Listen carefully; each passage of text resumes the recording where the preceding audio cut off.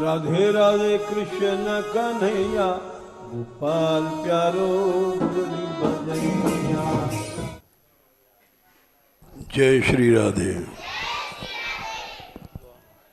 जय श्री राधे।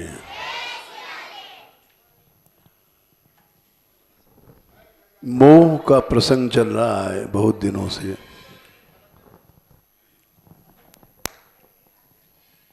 और मोह एक अविद्याजन्य वो होता है और एक विद्याजन्य मोह होता है।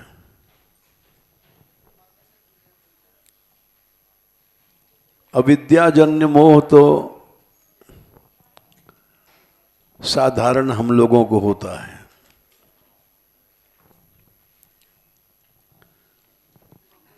और विद्याजन्य मोह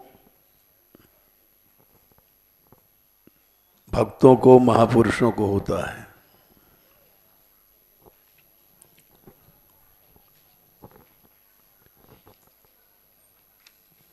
ये जैसे शंकर जी को मोह हुआ,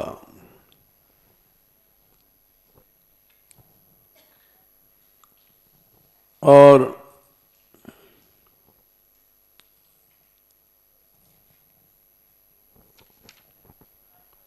जब सती जी ने शरीर छोड़ा था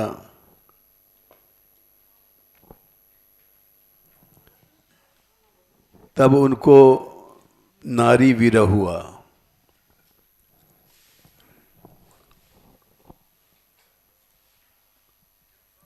मम अनुचरण कीन मघभंगा जानो तुम सो सकल प्रसंगा। तब अति सोच भयो मन मोरो मोरे।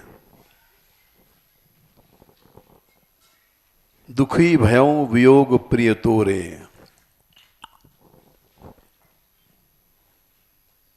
स्वयं भगवान शंकर कह रहे हैं इस बात को उत्तरकांड में।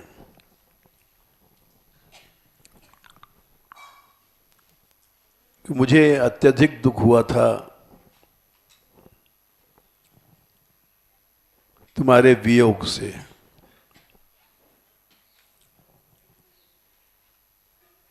और वियोग ऐसा हुआ जैसे राम को वियोग हुआ था सीता के विरह में। पेड़ों से, पक्षियों से, भंवरों से, हे खग मृग हे मधुकर श्रेणी, तुम देखी सीता मृग नैनी।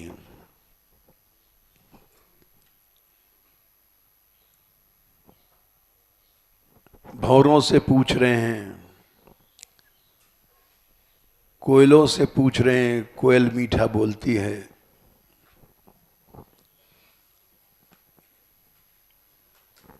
ये वियोगजन्य मोह लीला में महापुरुषों को भी होता है। लेकिन उस मोह में संस्कृति नहीं होती है।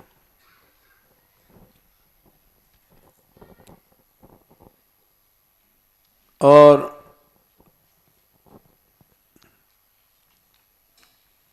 ये बात पहले ही समझा दी गई है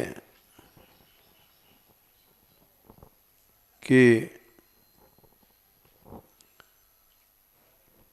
प्रभु प्रेरित व्यापयित ही विद्या, हरि सेवक ही न व्यापी अविद्या। 78 उत्तरकांड।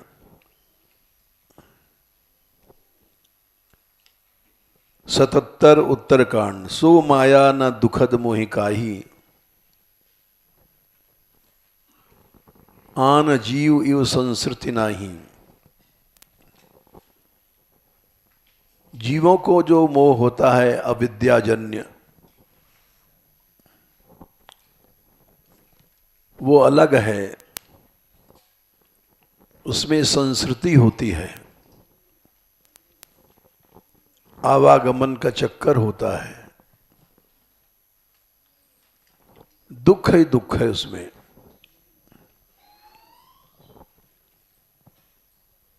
सो माया न दुखद मोहि काहि, आन जीव इव संसृति नाही।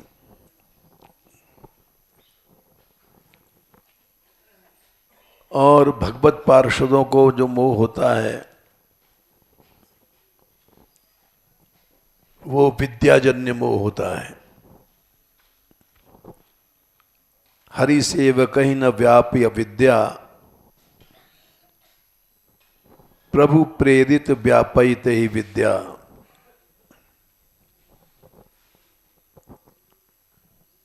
78 उत्तरकांड। विद्याजन्य मोह में न दुख है, न संस्कृति है, न नाश है, बल्कि उससे भक्ति बढ़ती है। ये बात ध्यान में रखनी चाहिए। अर्जुन को मोह हुआ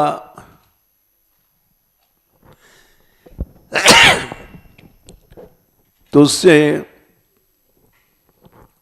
भक्ति बढ़ी,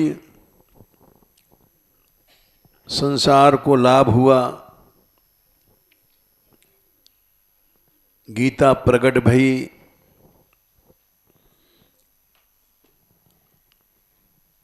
इसीलिए विद्याजन्य मोह में ताते नाश न होई दास कर, भेद भगति बाढ़ई विहंगवर। विद्याजन्य मोह में भक्ति बढ़ती है।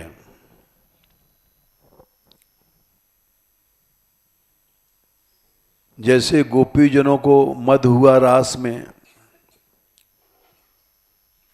श्री कृष्ण अंतर्धान हुए, तो उस विरह लीला से रस बढ़ा, भक्ति बढ़ती है। लीला काल में जैसे सती जी को मोह हुआ, राम के विरह को देख करके, कि ये ब्रह्म कैसा है जो रो रहा है नारी के विरह में।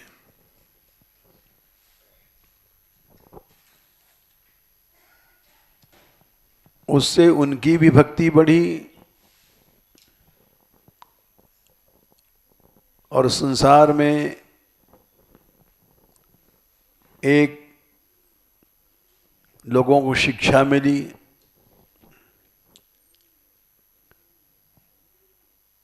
मर्त्यावतारस्त्विह मर्त्य शिक्षणम,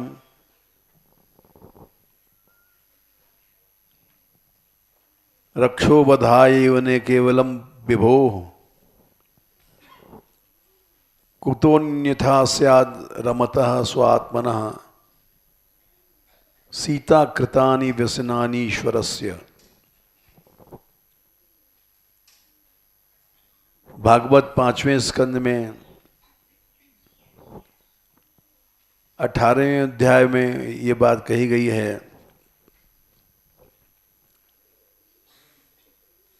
कि भगवान का अवतार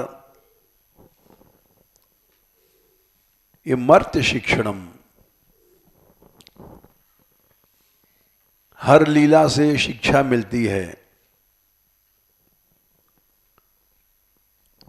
लोक कल्याण होता है।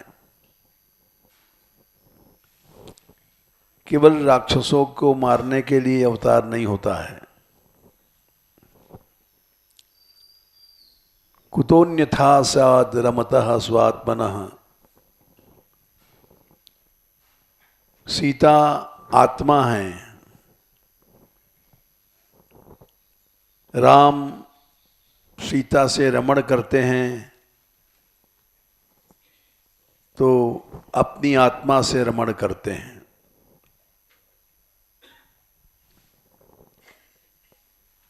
किसी प्राकृत स्त्री का रमण नहीं है वहां।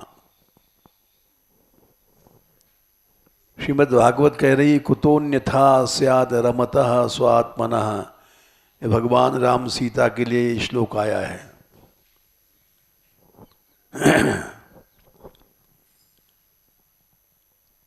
वही बात राधा रानी और कृष्ण के विषय में है। आत्मा रामस्य कृष्णस्य ध्रुवम आत्मास्ति राधिका। राधा रानी उनकी आत्मा है। उसी तरह से यहां सीता जी के बारे में भी कहा गया है श्रीमद् भागवत में। सीता राम की आत्मा है, अविच्छेद्य संबंध है। एक क्षण के लिए भी अलगाव नहीं है। उसकी कल्पना भी नहीं की जा सकती अलगाव की। लोग रामायण पढ़ते हैं किंतु समझना भगवान की कृपा से ही संभव है, नहीं तो असंभव है। गिरा अर्थ जल बीच सम, कहियत भिन्न न भिन्न, बंदों सीता राम पद, जिन्हीं परम प्रिय खिन्न। दो उपमाएं दी गई हैं। गिरा अर्थ, जल बीजी। संस्कृत में 3 लिंग होते हैं, लेकिन हिंदी में 2 ही लिंग होते हैं, स्त्रीलिंग पुल्लिंग। गिरा स्त्रीलिंग है, अर्थ पुल्लिंग है। जल पुल्लिंग है, बीची स्त्रीलिंग है हिंदी में। हिंदी का व्याकरण अलग है, संस्कृत का व्याकरण अलग है।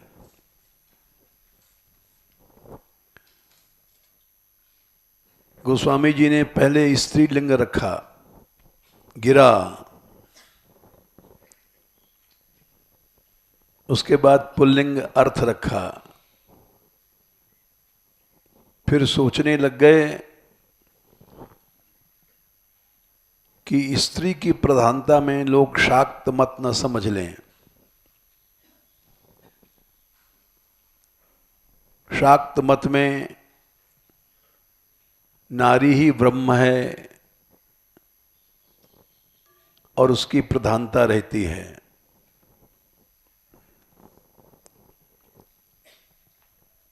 इसलिए पहला उदाहरण गिरा बीची का, गिरा अर्थ का दिया, दूसरे में उल्टा कर दिया। जल पुल्लिंग को पहले रखा और बीची स्त्रीलिंग को पीछे कर दिया।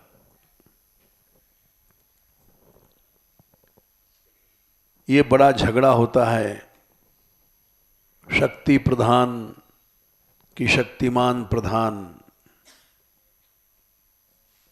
बोले ये सब झगड़ा यहां नहीं है, दोनों ही प्रधान हैं।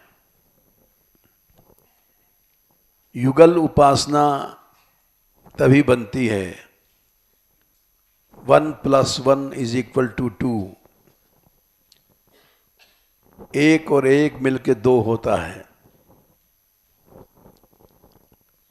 और एक को प्रधान किया दूसरे को आधा किया तो जुगल नहीं बनता है। 1.5 1.5 1.5 लोग 1.5 उपासना करते हैं। किसी को प्रधान किया किसी को गौड़ किया, इसलिए वो शिव जी ने उसको पातकी कहा। गौर तेजो बिना यस्तु श्यामम तेज समर्चेद जपेद व ध्यायेद वापि स भवेद पातकी शिवे। वो उपासक नहीं है, पापी है, जो बिना गौर तेज के केवल श्याम की उपासना करता है, तो युगल उपासक नहीं है। इसलिए उन्होंने गिरा अर्थ और जल बीची दो उपमा रखी हैं, एक में स्त्रीलिंग प्रधान, एक में पुल्लिंग प्रधान। बीची हिंदी में स्त्रीलिंग माना जाता है, जल पुल्लिंग माना जाता है। तो इसलिए बोले अलग अलग क्यों करते हो? बोले कहियत भिन्न न भिन्न। ये लीला दृष्टि से अलग अलग कहा जाता है, तभी लीला बनती है। अद्वैत में लीला नहीं बनती। ययम राधा यश्च कृष्णो, राधिका तापनी उपनिषद में कहा गया, जो कृष्ण हैं वही राधा हैं। यम राधा यश्च कृष्णो रसाब्धिर देहे नैकः क्रीडनार्थम द्विधाभूत। दोनों ही रस के समुद्र हैं। क्रीड़ा के लिए दो अलग अलग हैं, एक राधा और एक कृष्ण। बिना अलग हुए लीला नहीं होती है। इसलिए कहियत भिन्न न भिन्न, दोनों अलग नहीं हैं। बंदों सीता राम पद जिन्हीं परम प्रिय खिन्न। उन सीताराम का हम भजन करते हैं जिनको माया से खिन्न लोग बहुत प्यारे लगते हैं।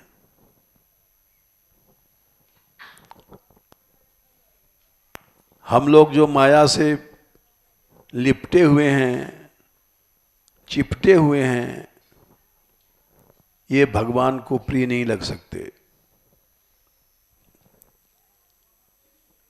निश्चय है कि भगवान का प्रिय बनने के लिए जगत से खिन्न होना जरूरी है। बिना सर्वत्यागम नई भवति भवति भजनम यदुपते, श्री चैतन्य महाप्रभु जी कहा करते थे। कृष्ण भजन के लिए सर्व त्याग आवश्यक है।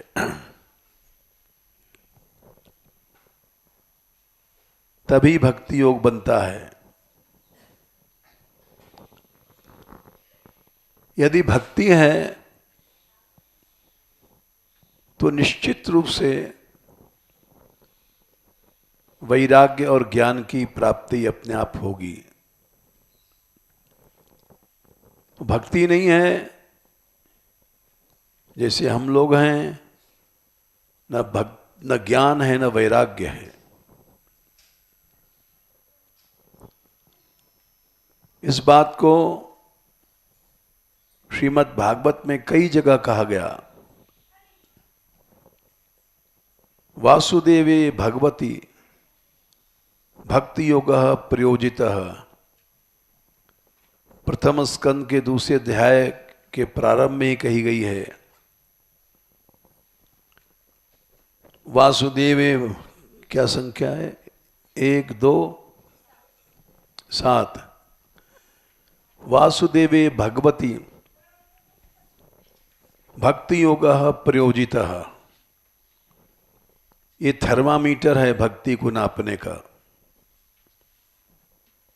जैसे थर्मामीटर से हम बुखार नाप लेते हैं,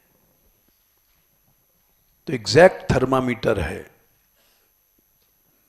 अगर तुम्हारे अंदर भक्ति है यानी भक्ति योग है, वासुदेवे भगवती भक्ति योग प्रयोजितः, तो जन्यत्याशु वैराग्यम ज्ञानम च यदाहेतुकम, तो अपने आप वैराग पैदा हो जाएगा। लेकिन वैराग कहाँ है? हम लोग पैसा समेट के रखते हैं, संग्रह करते हैं, भोगों में लिप्त हैं। वैराग वैराग कुछ नहीं है। और अहेतुक ज्ञान पैदा हो जाएगा। अहेतुक ज्ञान पैदा होने से अहेतु की भक्ति होती है निर्गुणा। नहीं तो भक्ति को भी हम राजस तामस सात्विक कर लेते हैं। लक्षणम भक्ति योगस्य निर्गुणस्य उदाहृतम, तीसरे स्कंद में 32वें अध्याय में ये श्लोक आता है। लक्षणम भक्ति योगस्य निर्गुणस्य उदाहृतम अहेतुक्य व्यभिता या भक्ति पुरुषोत्तमे। शुद्ध निर्गुणा भक्ति कौन सी है? अहेतुकी है। जो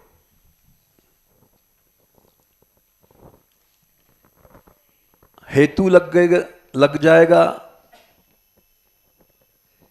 तो तामस हेतु से तामस भक्ति बन जाएगी। राजस भक्त हेतु लग गया तो राजस भक्ति बन जाएगी। सात्विक हेतु लग गया तो सात्विक भक्ति बन जाएगी। इसलिए जो निर्गुणा भक्ति है वो अहेतुकी है। न उसमें तामस हेतु है, न राजस हेतु है, न सात्विक हेतु है। अहेतुकी कह लो या स्वाभाविकी कह लो, कोई हेतु लेकर के नहीं, नेचुरल है सब कुछ। इंद्रियों का और मन का स्वाभाविक प्रवाह ही भक्ति है। देवानाम गुणलिंगानाम आनुश्रविक कर्मणाम सत्व एवैक मनसो वृत्ति स्वभाव की तुया। कपिल भगवान कहते हैं तीसरे स्कंद के शायद 25वें अध्याय में, स्वाभाविक मन की वृत्ति है 32, 3, 25, 32, और ज्ञानेंद्रियों की स्वाभाविक और कर्मेंद्रियों की, इन सब की स्वाभाविक प्रवृत्ति जब भगवान की ओर हो जाए तो भक्ति समझना चाहिए। कामाचारिता नहीं है भक्ति में। इंद्रियों का प्रवाह विषयों की ओर है तो स्पष्ट है कि भक्ति नहीं है। भक्ति का नाटक चल रहा है या प्रारंभिक अवस्थाएं चल रही हैं। स्वाभाविक भक्ति तो वही है, ज्ञानेंद्रियां या कर्मेंद्रियां,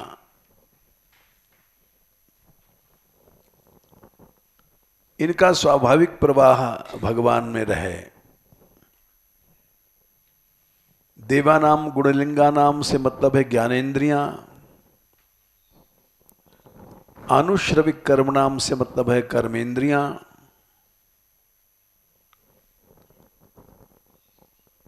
और मन तो सब जानते ही हैं, सत्व एवैक मनसो।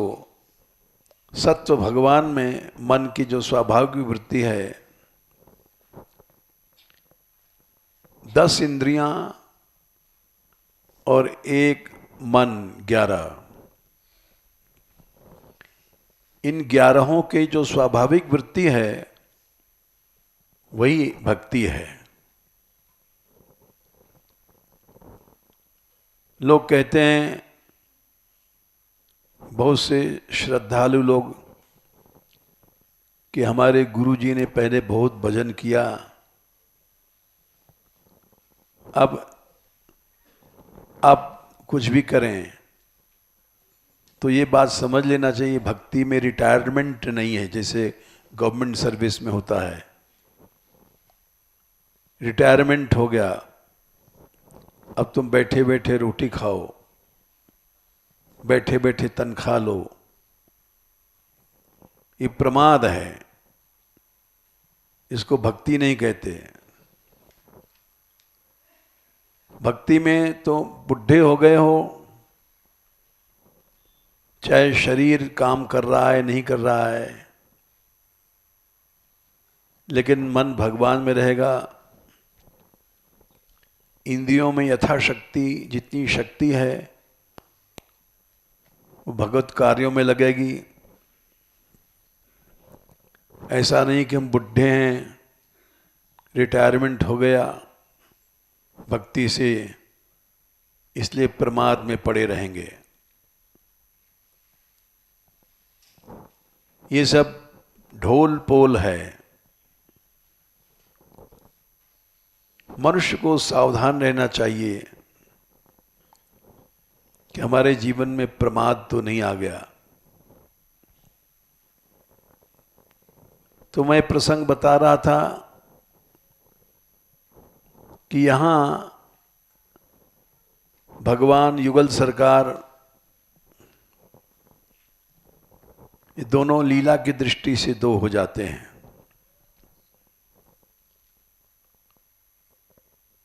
बृहद ब्रह्म संहिता एक ग्रंथ है, उसमें कहा गया है, राम का नाम राम क्यों पड़ा? केवल रमण करने से। राम नाम की 2 परिभाषाएं शास्त्रों में मिलती हैं। रमन्ते योगिनो नन्ते नित्यानंदे चिदात्मनि इति राम पदे नासौ परब्रह्मेत्यभिधीयते। एक तो ये मिलती है, रमन्ते योगिनो नन्ते, जिन भगवान में योगी लोग रमण करते हैं क्योंकि वो अनंत हैं, नित्य आनंद है, चिद रूप है। रमन्ते योगिनो नन्ते नित्यानंदे चिदात्मनि, इसलिए वो राम है। रम धातु से स्वार्थ में घय प्रत्यय करके राम बनाया, इसलिए कि उसके अंदर योगी लोग रमण करते हैं, इसलिए उसका नाम राम हुआ। अधिकरण अर्थ में जिसमें रमण करते हैं लोग, उसमें घय प्रत्यय हुआ और आदि वृद्धि करके राम बन गया। दूसरा, बृहद ब्रह्म संहिता में लिखा है, स्वयं सीता भगवती ज्ञानानंद स्वरूपिणी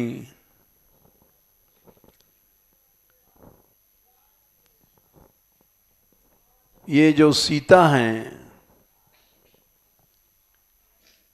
ये ज्ञान और आनंद की स्वरूप हैं। युगिनाम रमणे रामे रमते राम वल्लभा। राम में रमण करती हैं, इसलिए राम वल्लभा होने से राम का नाम राम बना। दोनों ही अर्थों में अधिकरण में घय प्रत्यय हुआ, दोनों अर्थों में चाहे योगी रमण करें चाहे राम वल्लभा सीता रमण करें, अधिकरण में घय प्रत्यय होने से आदि वृद्धि होने से राम शब्द बनता है।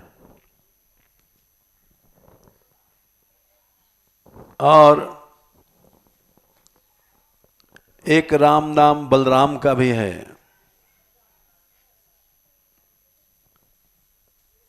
ये अधिकरण में घय प्रत्यय से राम शब्द यहां नहीं बना है। सुखदेव जी ने स्वयं कहा है, जब गर्ग मुनि आए तो उन्होंने कहा, अयम ही रोहिणियों पित्रो, रोहिणी पुत्रो, ये रोहिणी का बेटा है जो यशोदा की गोद में है,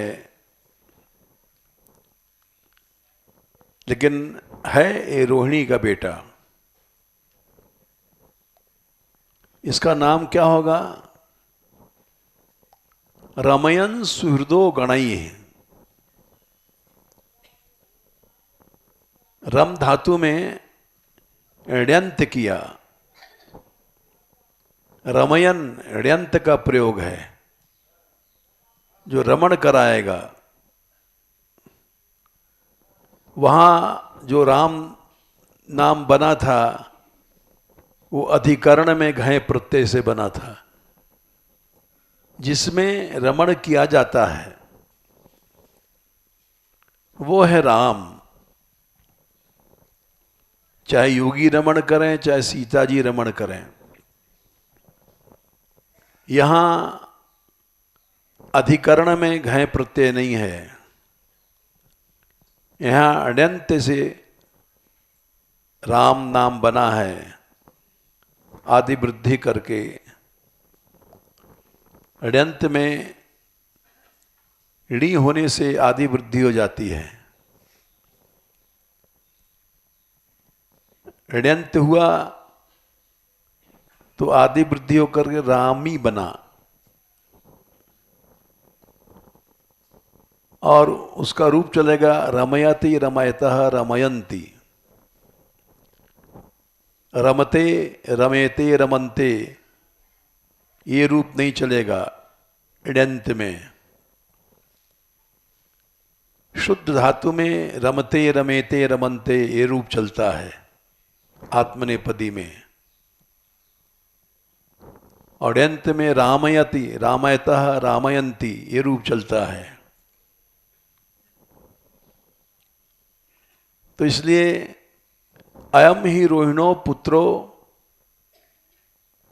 ये रोहिणी का बेटा है। रामयन सुहृदो गणई, ये रास करेगा, रमण कराएगा, इसलिए इसको राम कहा जाया। आख्या सत्य राम, इसको राम कहा जाएगा। अयम ही रोहिणो पुत्रो रामयन सुहृदो गणई आख्यासते राम इति पुरा विद्भि। और यदूनाम अपृथक भावात संकर्षणम, इसको संकर्षण भी कहेंगे। यदुवंशों में अपृथक भाव रखने के कारण सबको जोड़ेगा, एक बनाएगा, इसलिए इसको संकर्षण भी कहा जाएगा। तो वहां जो द्वैत है, एक से दो बने, वो लीला दृष्टि से, रस की दृष्टि से, प्रेम की दृष्टि से, उसी बात को यहां कह रहे हैं गोसाई जी। ताते नास न होई दास कर, भेद भगति बाढ़ई विहंगवर। काकभूषुंडी जी कह रहे हैं, हे गरुड़, भेद अरने से भक्ति बढ़ी। जब वो ब्रह्म एक से दो बना, क्यों बना? भक्ति बढ़ी, लीला बढ़ी, रस बढ़ा। इसलिए राधा रानी का नाम राधा है। राज वृद्धौ धातु से राधा नाम सिद्ध होता है। वृद्ध्यर्धकात राध धातो राधा ब्रह्म गुणाधिका। वृद्ध अर्थ से, वृद्धि अर्थ वाली राध धातु से राधा नाम बना। जो रस भोग प्रदाने न, जो रस और भोग के दान से रस को बढ़ाती हैं, वो हैं राधा।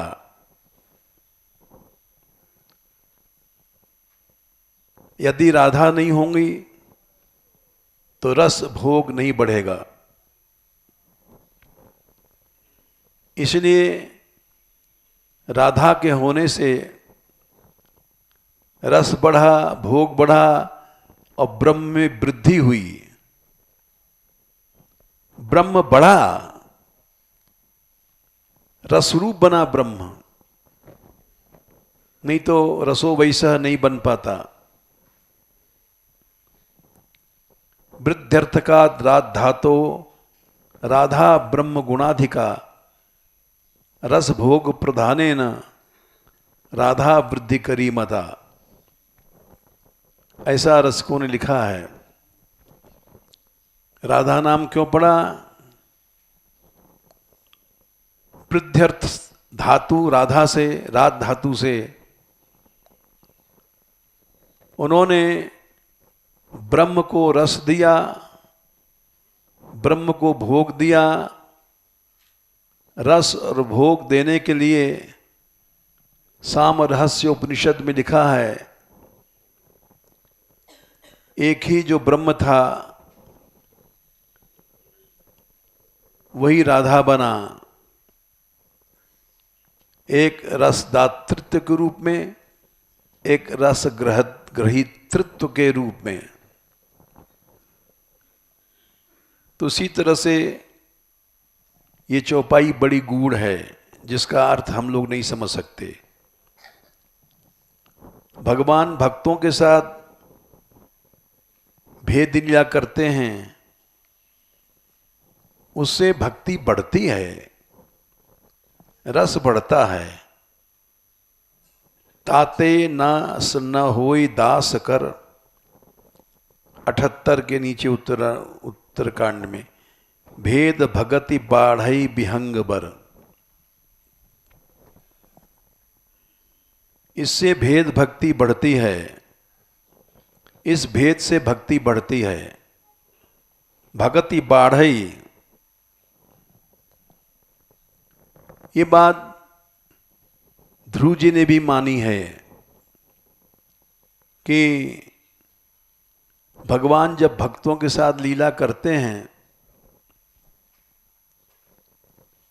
बड़ा विचित्र श्लोक है।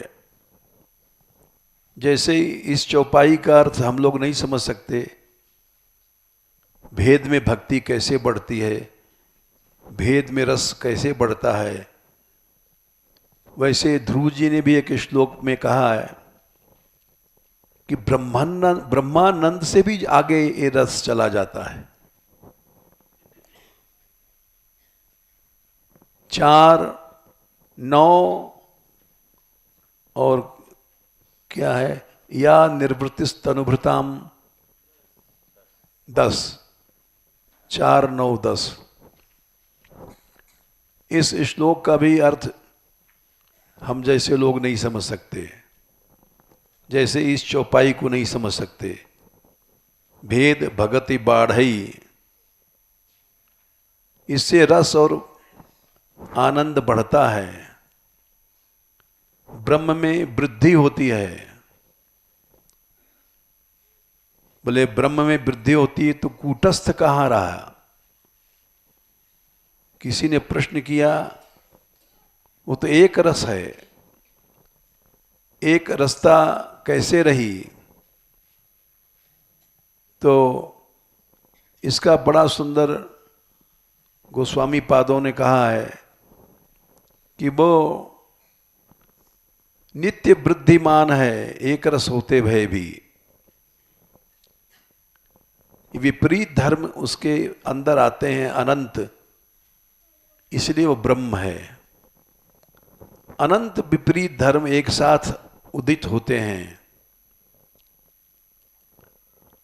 अजोपि सन्नव्यात्मा भूतानाम ईश्वरोपि सन्, अजन्मा होते करके भी जन्म लेता है। कर्माण्यनीहस्य भवो भवस्यते, दुर्गा श्रेयोथारि भयात पलायनम।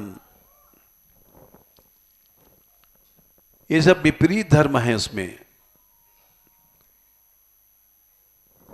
कालात्मनो यत् प्रमदायुताश्रय, काल की आत्मा है और फिर 16,100 रानियों का या करोड़ों गोपियों का आश्रय करता है। खिद्यति धीर विदामिह,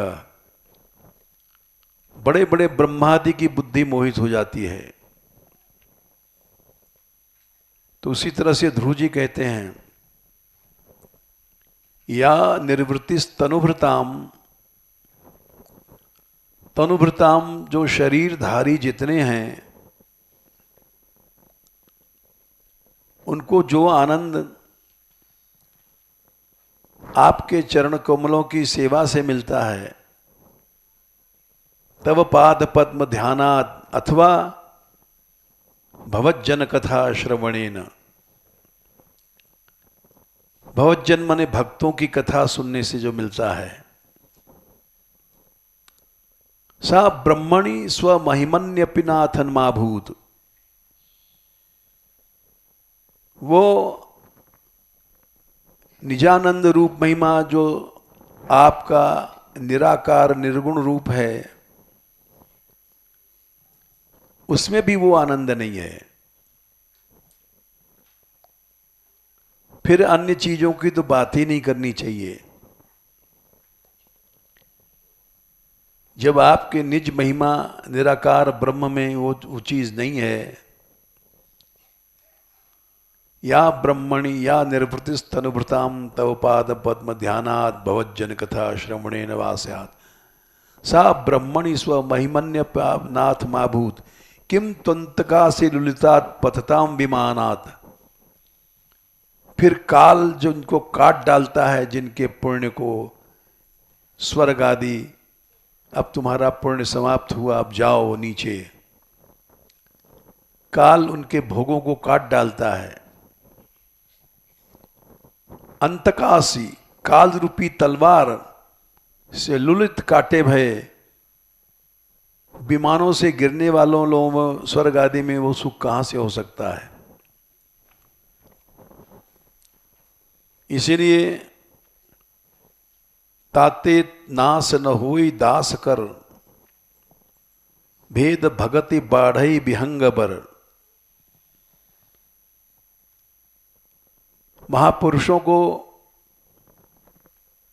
जो मोह होता है उससे रस बढ़ता है, भक्ति बढ़ती है। इसका एक उदाहरण और दे देते हैं हम।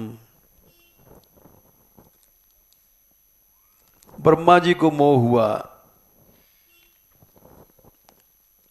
सब लोग जानते हैं इस बात को, और बड़ी सरलता से बात सटका देते हैं कि जब ब्रह्मा को मोह हुआ तो हमको मोह हुआ, तो कौन सी बड़ी बात है।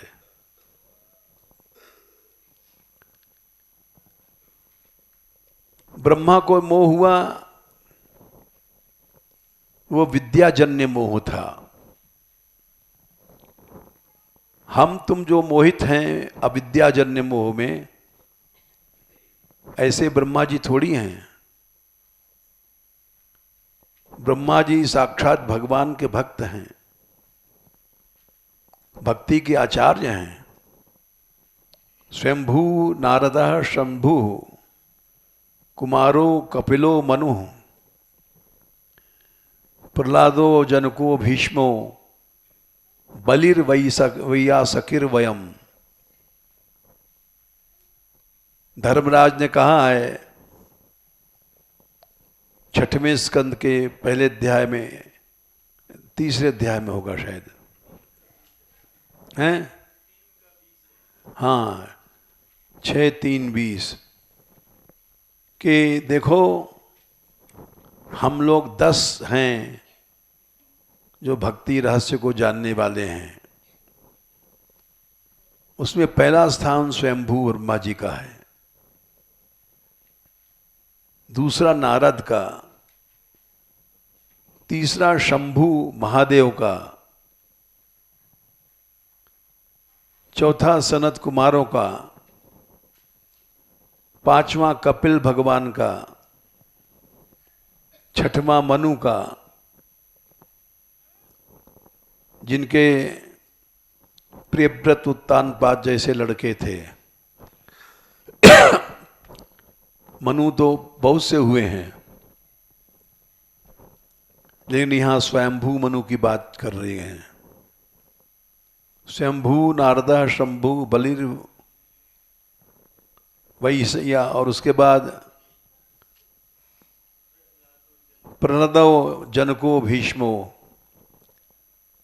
प्रहलाद जी का नाम है, जनक का नाम है, भीष्म पितामह का नाम है, राजा बलि का नाम है, सुखदेव का नाम है, और वयम धर्मराज का नाम है। तो ब्रह्मा जी को मोह कैसे हो सकता है? भक्ति के दशाचार्यों में प्रथम स्थान इनका है, इसलिए उनको विद्याजन्य मोह हुआ। भगवत लीला दर्शन कर रहे हैं, ग्वाल वालों के जूठन भगवान खा रहे हैं। ये विद्याजन्य मोह जो होता है, ये भगवान जब प्राकृत लीला करते हैं तब होता है।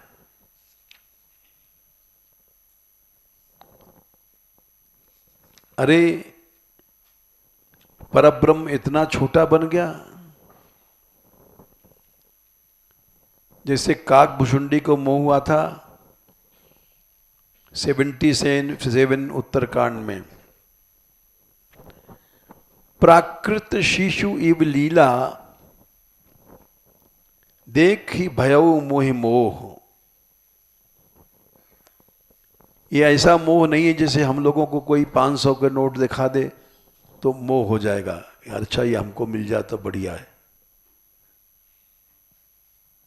नोटों की गड्डी देखा मोह हो गया, ये गड्डी हमको मिल जाए तो बढ़िया है।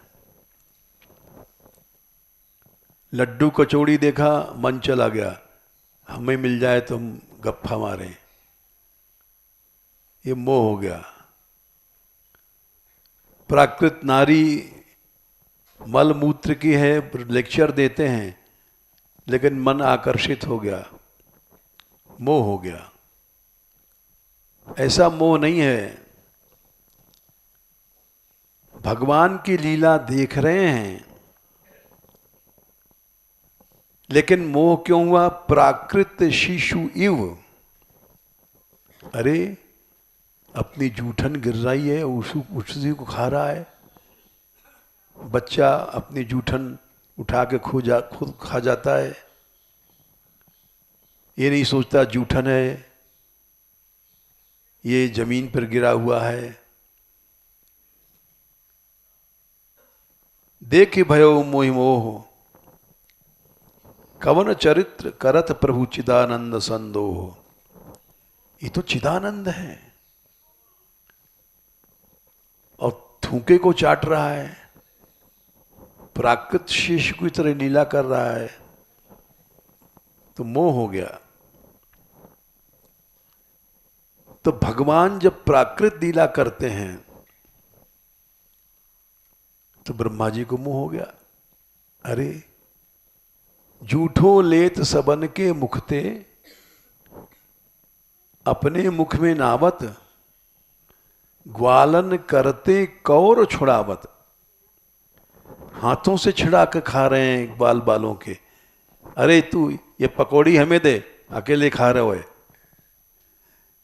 अरे कैसा ब्रह्म है, पकौड़ी छीन रहा है, जूठन पकौड़ी खा रहा है।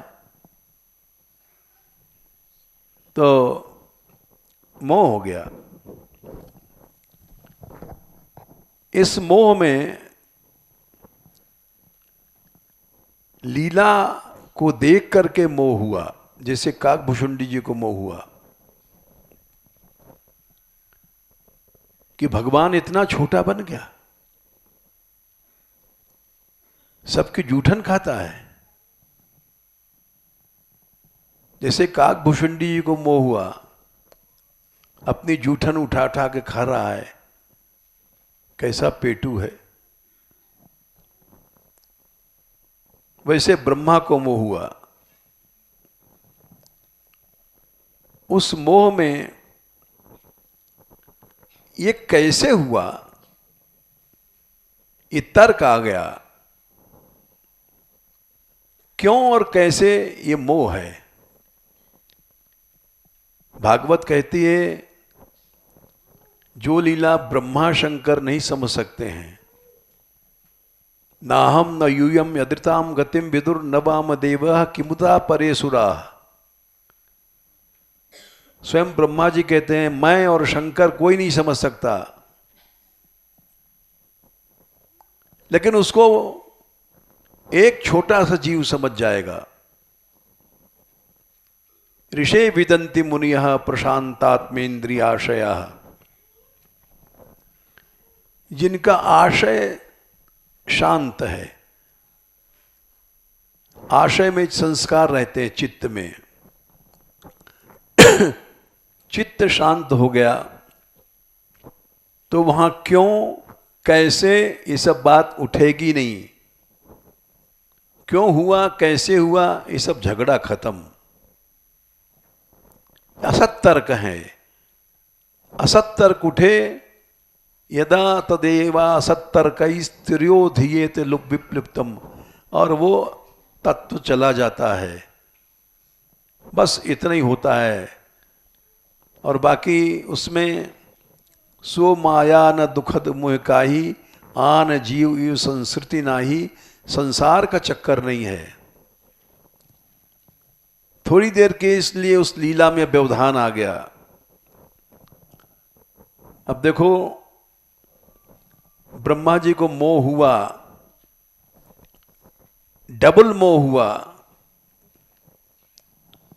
इस मोह को उचित बताया है विद्वानों ने, महापुरुषों ने, सुखदेव जी ने। ब्रह्मा जी ने कहा, महाराज वो तो मोह मेरा अनुचित था ही, जब मैं चुरा के ले गया, लेकिन अब दोबारा मोह हो रहा है मुझे। डंके की चोट पर कह रहा हूं, मुझे मोह है। और इसका कोई उत्तर है आपके पास? 10-15 आगे क्या, एशाम घोष निवासिनाम उत भवान किम देवराते थी नश, शायद 34वां हो सकता है, क्या है, 35। ब्रह्मा ने प्रश्न किया। अब प्रश्न करना ही मोह है, किंतु परंत ही मोह है, कैसे ही मोह है। असत तर्क उत्पन्न हुआ, अब मोह हुआ, अब फिर से असत तर्क उत्पन्न हो रहा है। इन ब्रजवासियों को आप क्या दे सकते हैं? येषाम घोष निवासिन्याम उतिक भवान किम देवराते तिनश,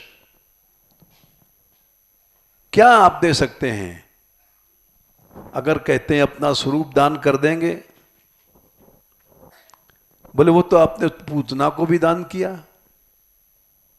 जिसने जहर पिलाया उसको आपने स्वरूप दान किया, और दूध पिलाने वाले के भी लिए वही दान करोगे, तो आप क्या दाता हो?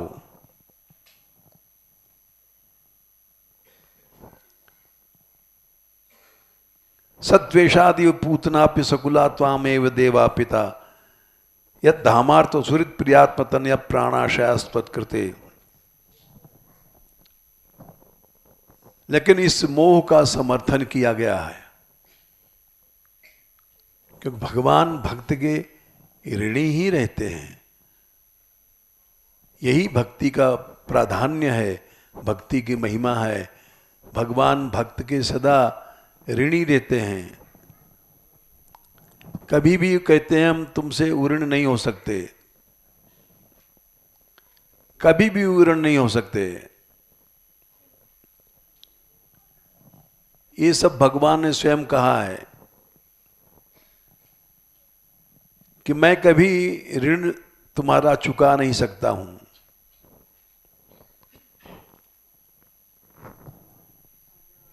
तो इसलिए ये तो भक्ति की शोभा है, ऐसा मोह होना भक्ति की शोभा है। समय हो गया, मोह का प्रसंग अभी चल रहा है, चलेगा। उसका प्रमाण दे दे। भगवान स्वयं ऋणी हैं। न पारे हम निर्बद्ध संयुजाम सुसाधु कृत्यम विबुधायुषाप्य। मैं तुम्हारा ऋणी हूं और ऋणी रहना चाहता हूं और ऋणी रहूंगा अनंत काल तक। बोले यही तो भक्ति की है। इसलिए ऐसा मोह होना ठीक है।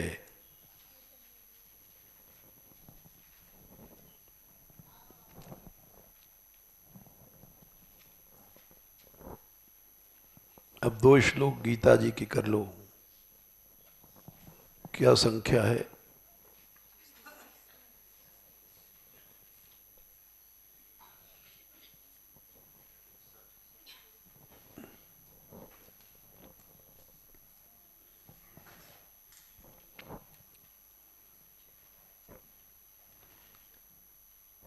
बोलो 6। तानि सर्वाणि संयम्य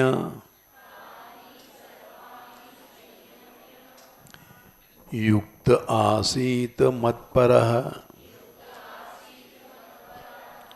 वशे हि यस्येन्द्रियाणि तस्य प्रज्ञा प्रतिष्ठिता।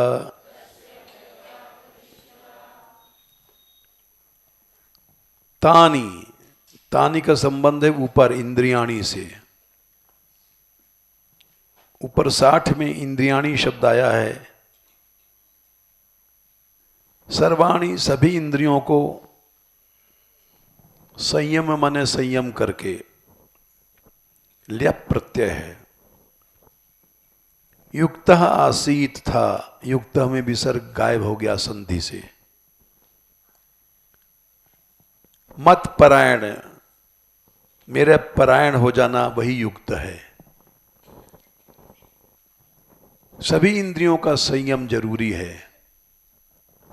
ऐसा नहीं कि हम साधु बन गए और लड्डू के पीछे भाग रहे हैं, पेड़ा के पीछे भाग रहे हैं, रसनेन्द्रिय के पीछे भाग रहे हैं। सभी इंद्रियों का संयम होने के बाद ही मत परायण कृष्ण परायण हो सकता है। कामाचारिता नहीं है। वशे ही यस्येन्द्रियाणि, जिसकी इंद्रियां वश में हैं उसकी बुद्धि प्रतिष्ठित माने स्थित है,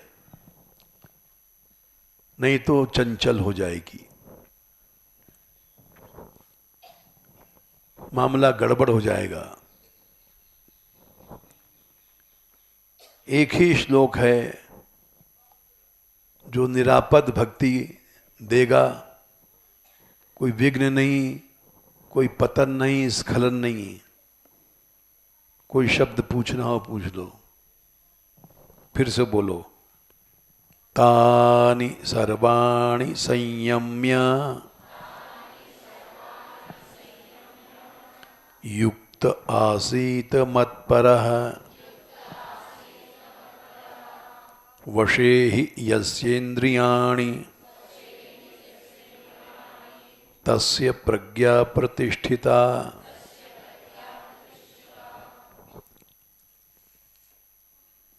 अब दूसरा श्लोक। ये पतन के 8 स्टेशन हैं, इनको समझो। ध्यायतो विषयान् पुंसः संगस्तेषूपजायते संगात् संजायते कामः कामात् क्रोधोऽभिजायते।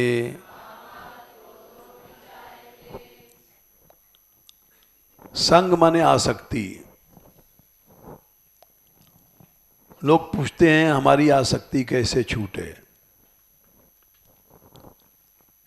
आसक्ति तो हम पैदा करते हैं।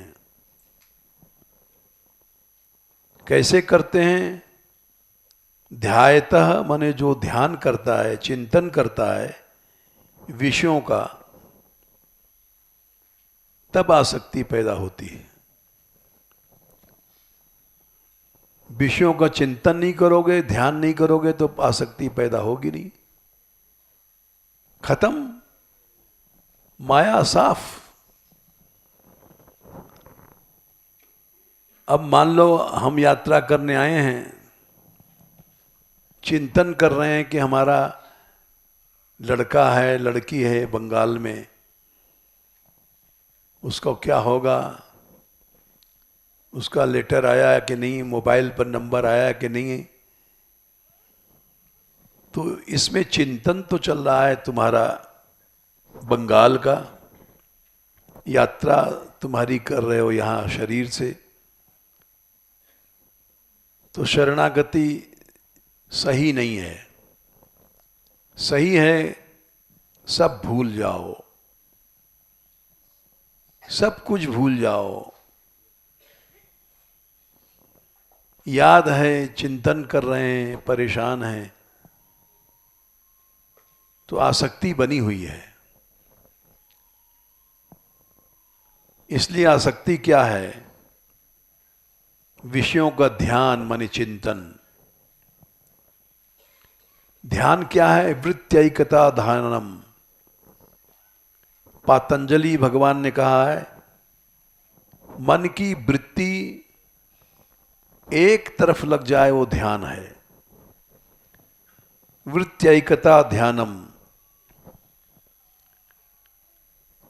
पांव चल रहा है यहां यात्रा में और ध्यान है हमारा वहां, हमारे लड़की का टेलीफोन आया है, ये समाचार है, और चल रहा है चरण ब्रज यात्रा में। ध्यान कहाँ हो रहा है? तो आसक्ति तुम्हारी वहां जुड़ी हुई है। आसक्ति को खत्म करके चलो। इसलिए संग माने आसक्ति कैसे होती है? विषयों के चिंतन यानी ध्यान से।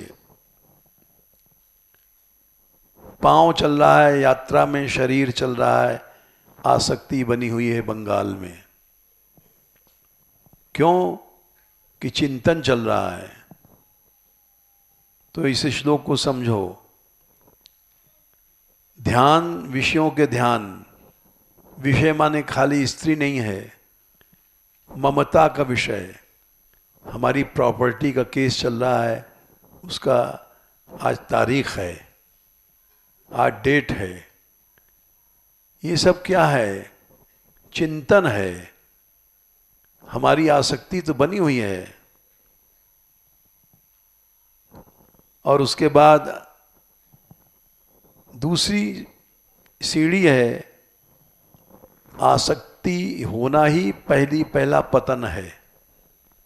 8 सीढ़ियां हैं, 8 स्टेप हैं पतन के। पहला स्टेप है आसक्ति। दूसरा स्टेप है काम। संगात संजायते कामा। इच्छा। काम माने इच्छा कि अब क्या हुआ केस में, उसको जानने की इच्छा बनी हुई है। क्या हुआ? हमारे लड़के की तबीयत खराब थी, ठीक हुआ कि नहीं, उसके वेलफेयर की इच्छा बनी हुई है। ये दूसरा स्टेप है। तीसरा स्टेप है क्रोध। कामात क्रोधो भिजायते। कामना जब होती है तो जैसे स्त्री पुरुष मिलते हैं, बच्चा पैदा होता है, एक लड़का एक लड़की, वैसे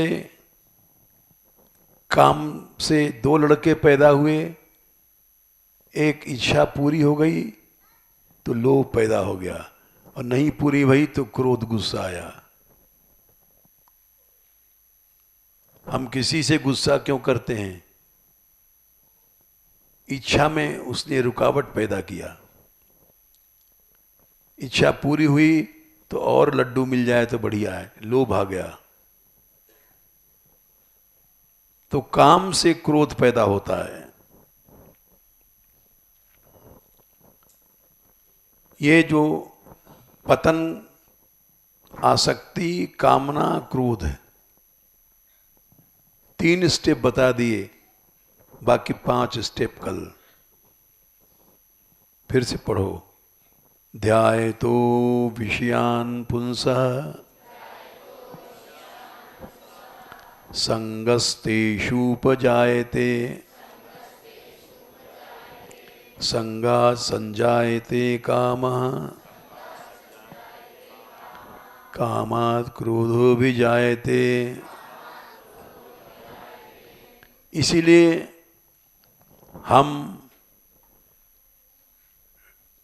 शासन तो नहीं करते, लेकिन जो लोग यहाँ हैं, साधु हैं चाहे लड़कियाँ हैं, उनको मोबाइल रखने का मना करते हैं। कि मोबाइल एक ऐसा अस्त्र चला है जो आसक्ति का ब्रह्मास्त्र है।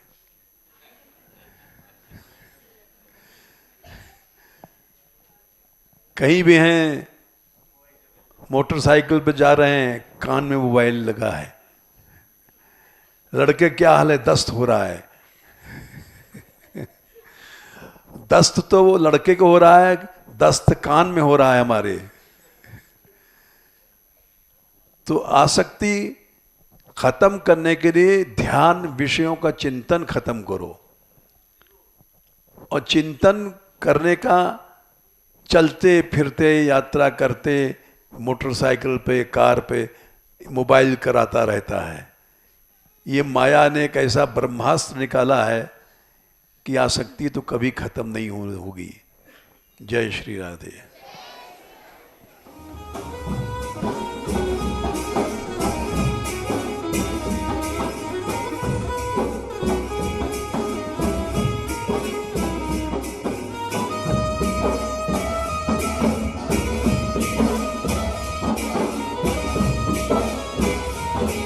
है।